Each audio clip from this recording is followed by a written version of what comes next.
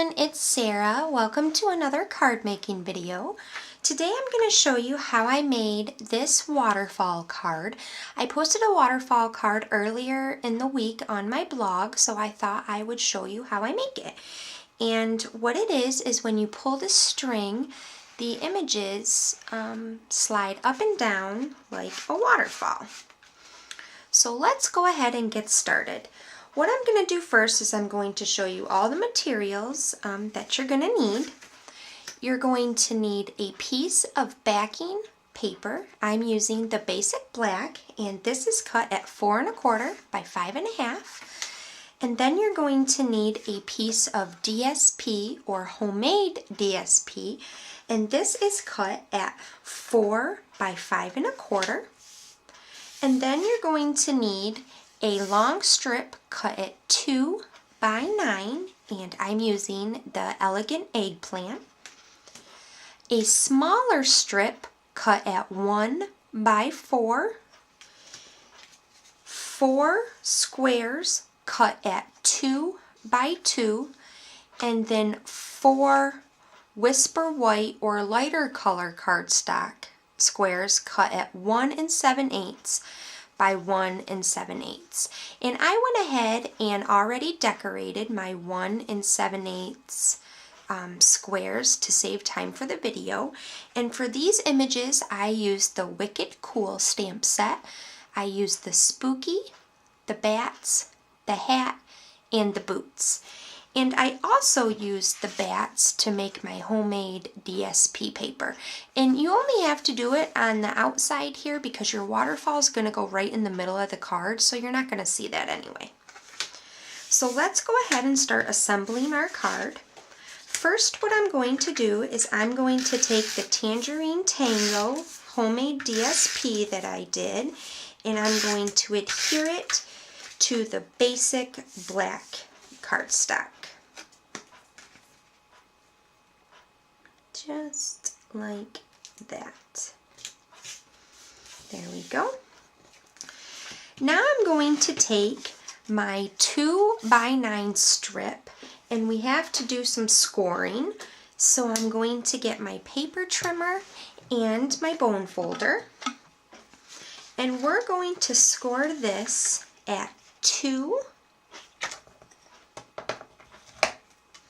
3/4,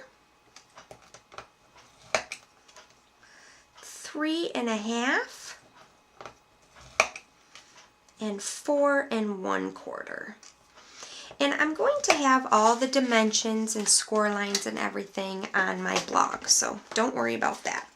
So that's what it should look like when you're done. I don't know if you can see the score lines, but then you're going to take and you're going to fold all your score lines down, and you want to make sure that you really reinforce all of your lines because that's going to help your waterfall go up and down. And it might be a little difficult at first, a little tight at first, but the more that you move it, the easier it'll be.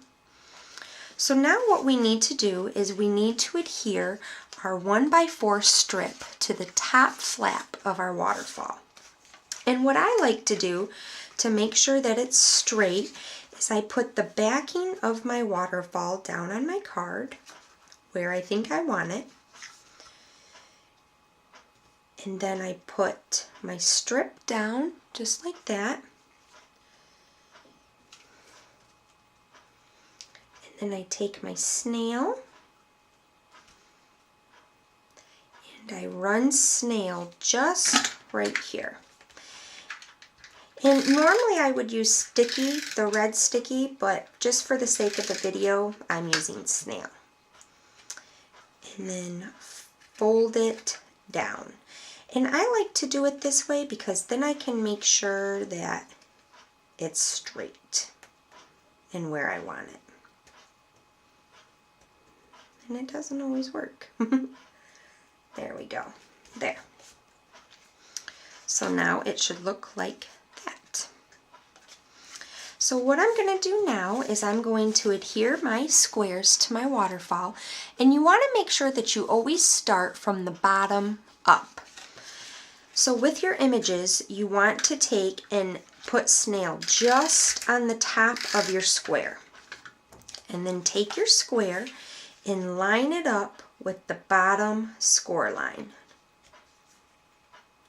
Just like that. And then you're going to do that all the way up. So just on the top of the square, and then line the top of the square with the bottom of the score line.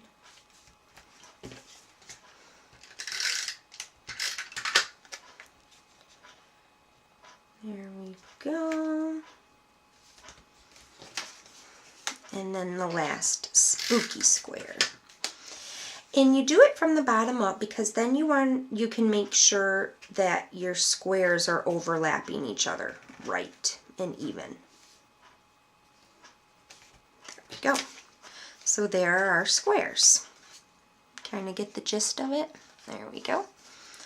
So now we're going to take our backing and our waterfall, and we're going to take 2 brads, a piercing mat, and our paper piercing tool.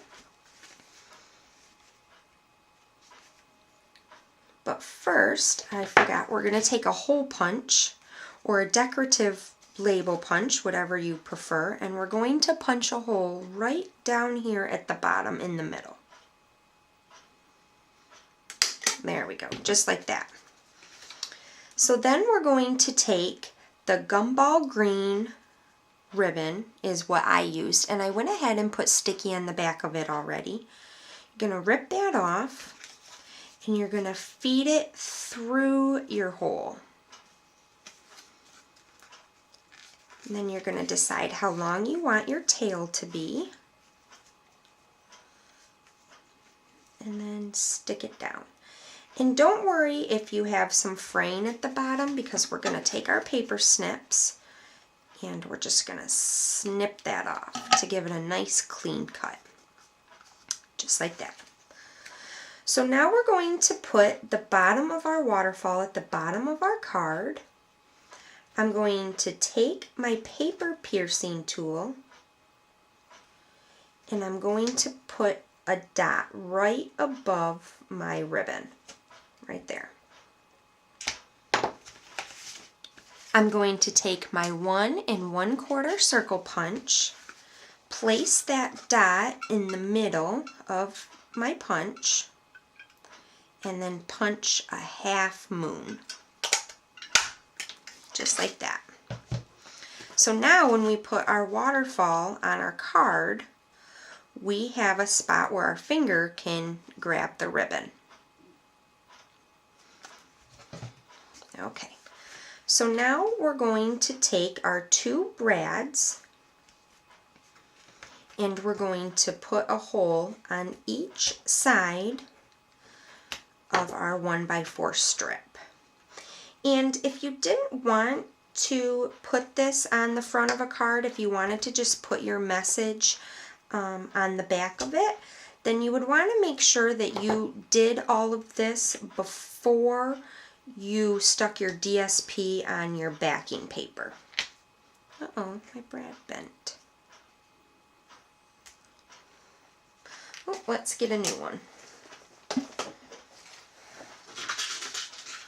Sorry about that.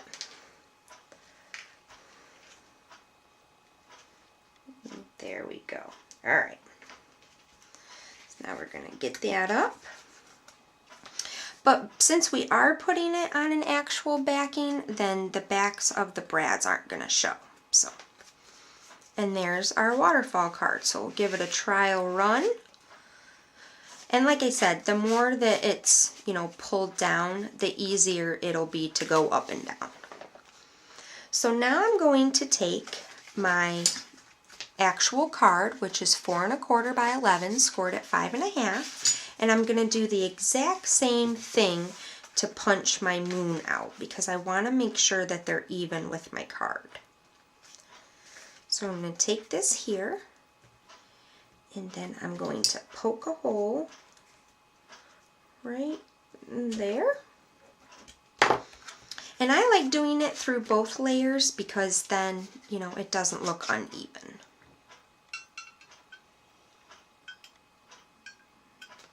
out my half moon.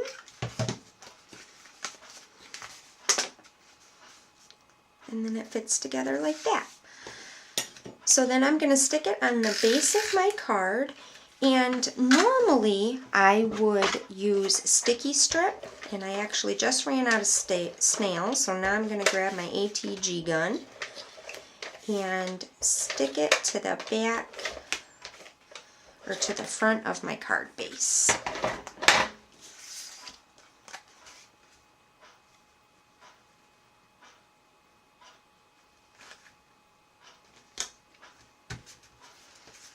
And there we go. There's the finished card. That's how you do the waterfall card. So I hope you enjoyed, and until next time, happy inking!